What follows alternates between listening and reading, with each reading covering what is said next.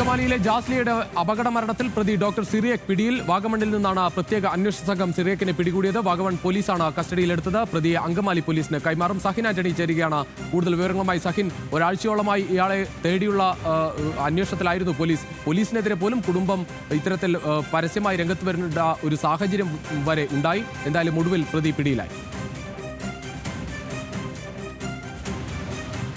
തീർച്ചയായിട്ടും അല്പനേരം മുൻപ് അങ്കമാലിയിൽ നിന്നാണ് വാഗമണിൽ നിന്നാണ് ഈ പ്രതി പിടിയിലായത് എന്നാണ് മനസ്സിലാക്കാൻ കഴിയുന്നത്. ഇയാളുടെ പിതാവ് ജോർജ് മാത്യുവിനെ ഇന്ന് പുലർച്ചയോടുകൂടി തന്നെ അങ്കമാലി പോലീസ് കസ്റ്റഡിയിലെടുത്തിരുന്നു. അയാളുടെ അറസ്റ്റ് രേഖപ്പെടുത്തുകയും ചെയ്തിരുന്നു. ജോർജ് മാത്യുവിനെ അല്പനേരത്തിനുള്ളിൽ തന്നെ കോടതിയിൽ ഹാജരാക്കും. അതിന് മുന്നോടിയായി തന്നെയാണ് ഇയാളിൽ നിന്ന് ലഭിച്ച വിവരത്തിൻ്റെ അടിസ്ഥാനത്തിൽ ഇപ്പോൾ സിറിയക്ക് പിടിയിലായിരിക്കുന്നത്. നേരത്തെ സൂചിപ്പിച്ചതുപോലെ തന്നെ കഴിഞ്ഞ 28-ാം തീയതിയായിരുന്നു ജസ്ല എന്ന് പറയുന്ന ഒരു വിദ്യാർത്ഥിനിയെ ഇയാൾ കാർ ഇടിപ്പിച്ച് കൊലപ്പെടുത്തിയത്. അതിനുശേഷം ഇയാൾ കടന്നു കളയുകയായിരുന്നു. പിന്നീട് പല തവണ പോലീസ് ഇയാളെ വിളിച്ചു വരുത്താൻ ശ്രമിച്ചെങ്കിലും ഇയാൾ ഒളിവിൽ പോവുകയാണ് ഉണ്ടായത്. CCTV ദൃശ്യങ്ങളിൽ നിന്നുമാണ് ഈ പ്രതി ഇയാളാണെന്ന് സിറിയക്കാണെന്ന് പോലീസിന് കണ്ടെത്താൻ കഴിഞ്ഞത്. എന്നാൽ പലതവണ നോട്ടീസ് നൽകിയെങ്കിലും ഹാജരാകാൻ ഇയാൾ തയ്യാറായില്ല. അതിനുശേഷമാണ് ഇയാളുടെ പിതാവിനെ പോലീസ് കസ്റ്റഡിയിലെടുത്തത്. കഴിഞ്ഞ ദിവസം ഈ വിദ്യാർത്ഥിനിയുടെ മാതാപിതാക്കൾ പോലീസിനെതിരെ രംഗത്ത് വന്നിരുന്നു. പോലീസ് കൃത്യമായ നടപടി സ്വീകരിച്ചില്ല എന്നുള്ളതായിരുന്നു അവരുടെ ആക്ഷേപം. മാത്രമല്ല, ഈ കുട്ടിയെ ഇടിച്ചു തെറിപ്പിക്കുന്ന ദൃശ്യങ്ങളെല്ലാം കേരളം കണ്ടതാണ്. അമിത വേഗത്തിലായിരുന്നു ഡോക്ടർ സിറിയക്ക് കാർ ഓടിച്ചിരുന്നത്. കൂടാതെ ഇടിച്ചു തെറിപ്പിച്ച ആ കുട്ടിയെ എടുത്തു കൊണ്ടുപോയി ചികിത്സിക്കുന്നതിന് വേണ്ടി ഒരു നടപടിയും അയാൾ സ്വീകരിച്ചില്ല എന്ന് മാത്രമല്ല, അവിടെ നിന്ന് കടന്നു കളയുകയായിരുന്നു. ഒരു ഡോക്ടർ എന്നുള്ള നിലയിൽ പാലിക്കേണ്ട ഒരു മര്യാദകളും ഇയാൾ പാലിച്ചിരുന്നില്ല. കൂടാതെ പോലീസ് നടപടികൾ കൃത്യമായി സ്വീകരിച്ചിരുന്നില്ല. ഈ പ്രതിയെ വിളിച്ചു വരുത്താനോ പ്രതിയെ കസ്റ്റഡിയിലെടുത്താനോ പോലീസും തയ്യാറായില്ല. എന്തായാലും ആക്ഷേപങ്ങൾ ശക്തമായതിനെ തുടർന്നാണ് പോലീസ് നടപടിയിലേക്ക് കടന്നത്. ഇന്ന് രാവിലെയോടുകൂടി തന്നെ ഈ സിറിയക്കിൻ്റെ പിതാവ് ജോർജ് മാത്യുവിനെ പോലീസ് കസ്റ്റഡിയിലെടുത്തി അറസ്റ്റ് രേഖപ്പെടുത്തി. ജോർജ് മാത്യുവിൽ നിന്ന് ലഭിച്ച വിവരത്തിൻ്റെ അടിസ്ഥാനത്തിലാണ് സിറിയക്ക് പിടിയിലാകുന്നത്. വാഗമണിലെ ഒരു ഹോട്ടലിൽ ഒളിച്ചു താമസിക്കുമ്പോഴാണ് പ്രത്യേക അന്വേഷണ സംഘം ഇയാളെ പിടികൂടിയത്. ഇയാളെ ഉച്ചയോടുകൂടി തന്നെ കൊച്ചിയിലേക്ക് എത്തിക്കുമെന്നുള്ളതാണ് മനസ്സിലാക്കാൻ കഴിയുന്നത്.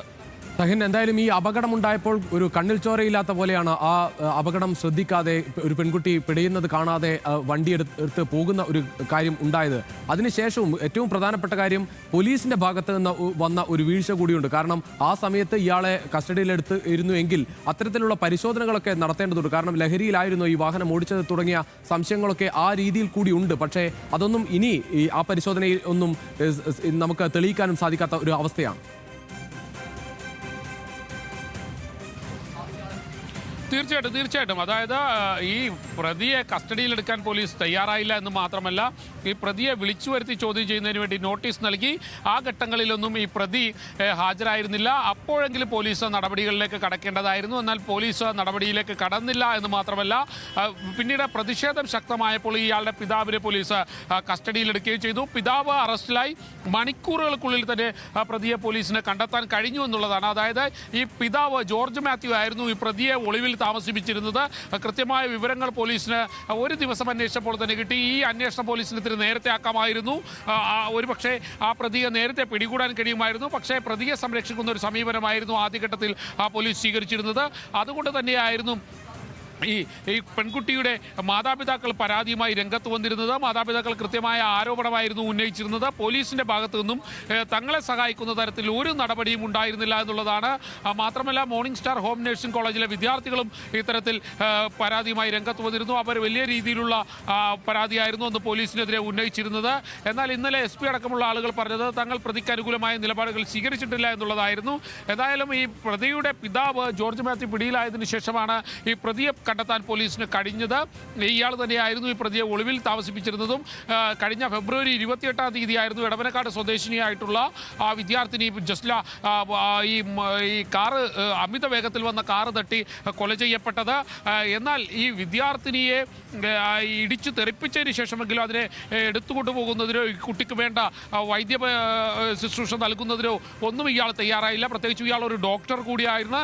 അങ്ങനെയുള്ള ഒരാൾ വാഹനം നിർത്തി ആ കുട്ടിയെ കൊണ്ടുപോയി ചികിത്സ കൊടുക്കേണ്ടതായിരുന്നു. പക്ഷേ അയാൾ ആ ചികിത്സ കൊടുത്തില്ല. അതുകൊണ്ട് തന്നെയാണ് മസ്തിഷ്ക മരണം സംഭവിച്ച ആ കുട്ടിയുടെ മരണം 2 ദിവസത്തിനുള്ളിൽ നടന്നത്. അല്ലെങ്കിൽ ഇയാൾ അതിക്രൂരമായി കുട്ടിയെ കൊലപ്പെടുത്തിയെന്ന് തന്നെ പറയേണ്ടി വരും.